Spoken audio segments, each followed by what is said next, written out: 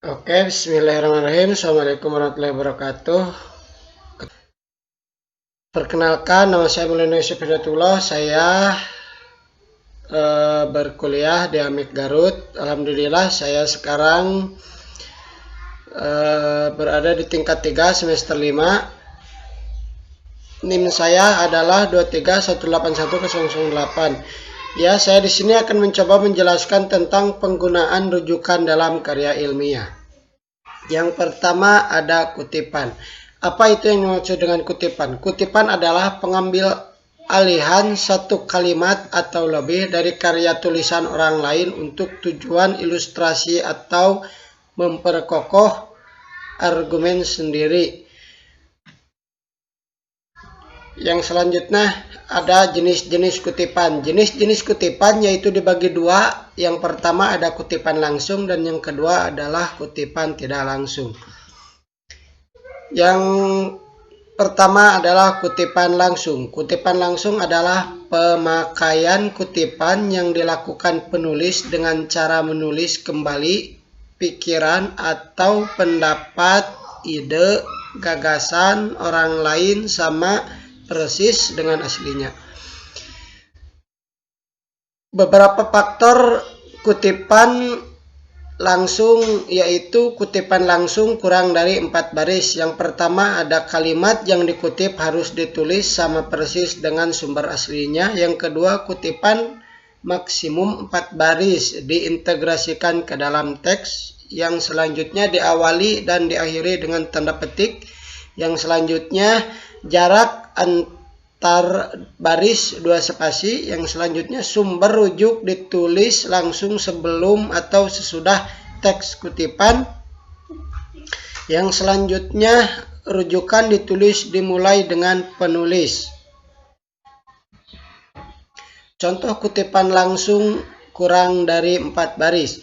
Kalimat terdiri atas unsur-unsurnya. Unsur-unsur kalimat dikemukakan yaitu ibarat sebuah bangunan rumah yang terdiri atas sejumlah komponen dan unsur yang membentuk rumah itu. Yang selanjutnya adalah kutipan tidak langsung. Kutipan tidak langsung adalah pemakaian kutipan yang dilakukan penulis dengan cara mengambil pikiran atau ide atau gagasan, pendapat orang lain, kemudian menyampaikan dalam karya penulis tersebut. Beberapa faktor kutipan langsung lebih dari 4 baris. Kalimat yang dikutip harus ditulis nama persis dengan sumber aslinya. Kutipan yang lebih dari 4 baris penulisannya setelah kalimat akhir penulis. Yang selanjutnya dimulai pada baris baru. Yang selanjutnya tidak menggunakan tanda petik. Yang selanjutnya jarak antar baris 1 spasi. Yang selanjutnya sumber rujuk ditulis dengan bentuk teks kutipan. Rujukan ditulis dimulai dengan kata pengantar penulis. Yang selanjutnya kutipan langsung lebih dari 4 baris. Contoh Sunjaya dalam kurung Rahadian 1990 dalam halaman mengemukakan manfaat membaca antara lain memungkinkan memperoleh informasi baru, menambah perbendaharaan ilmu dan pengetahuan tentang berbagai masalah, mempersegar persepsi tentang sesuatu, mengembangkan penalaran, dan akhirnya memperluas cakrawala.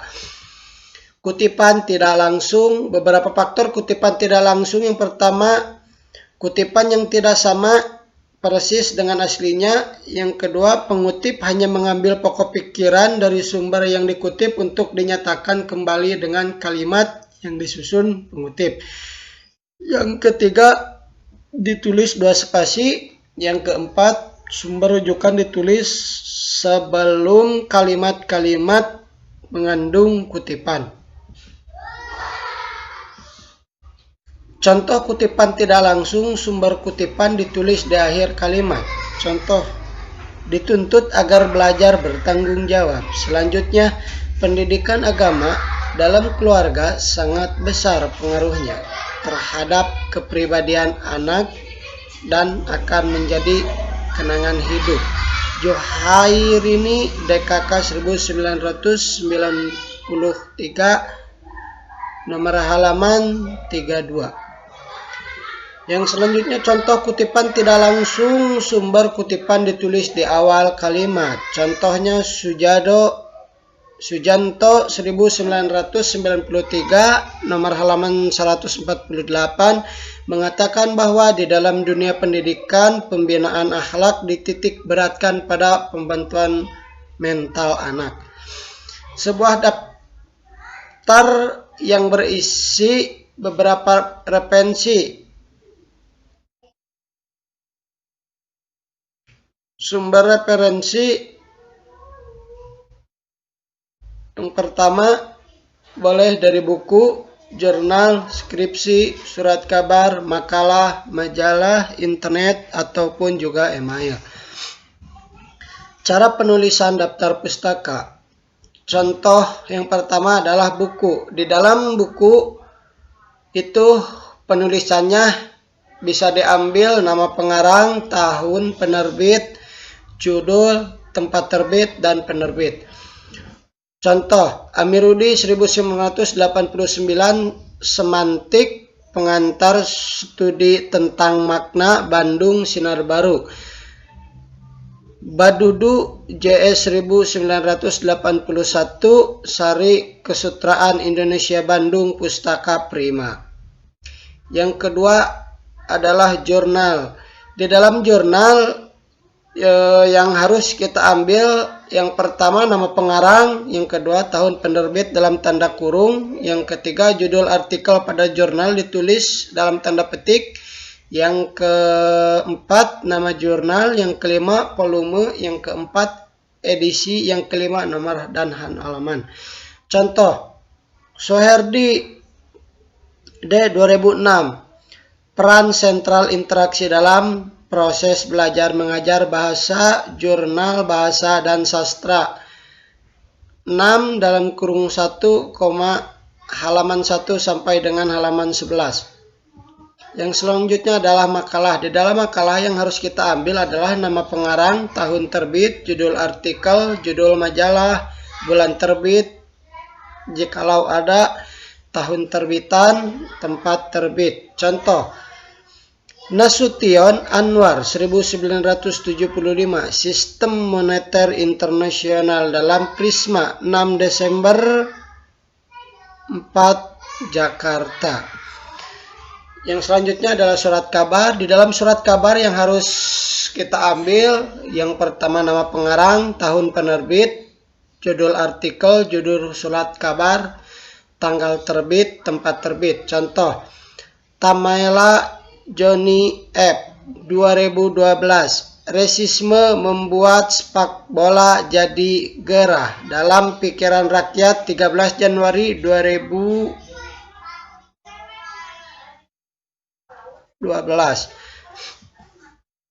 Yang selanjutnya ada skripsi. Skripsi ini adalah contoh dari skripsi Sapitri N 2003, analisis unsur etika dalam novel karya N. Hadini. Skripsi pada jurusan Pendidikan Bahasa dan Sastra Indonesia, STKIP Garut, tidak diterbitkan. Yang selanjutnya ada internet. Di dalam internet yang harus kita ambil, yang pertama adalah nama pengarang atau penyunting, tahun, judul, jenis medium, tersedia alamat di internet, tanggal diakses. Yang selanjutnya artikel dalam jurnal. Ini adalah contoh artikel dalam jurnal Myers 3 Recommend I 1992, A Closer Analysis of High School dalam Journal of Research in Skin Teaching, online Pol 29 dalam kurung 9, halaman 929 sampai 937 tersedia pada http://epa.asu.edu/v77n7.html. Yang selanjutnya artikel dalam majalah. Harjanto, ini adalah contoh artikel dalam majalah. Haryanto P 2003 21 September, studi etnobotani di Taman Nasional Pangrango, trubus.online.33 dalam kurung 4 halaman 26 tersedia http www.trubus@kentrin.net.id dalam kurung 20 Januari 2004. Yang selanjutnya artikel di surat kabar. Contoh artikel di surat kabar yang itu adalah Tejib Tanto P 2004 15 Januari, urgensi mengamandemen UU Kependudukan Media Indonesia dalam kurung online halaman 11 tersedia pada www.mediaindo.com dalam kurung 25 Januari 2004. Terima kasih. Itulah beberapa contoh yang bisa saya sampaikan dan bisa saya jelaskan. Mohon maaf apabila ada kesalahan karena saya dalam masih tahap pembelajaran. Mungkin sekian yang bisa saya sampaikan. Wabillahi taufiq wal hidayah. Wassalamualaikum warahmatullahi wabarakatuh.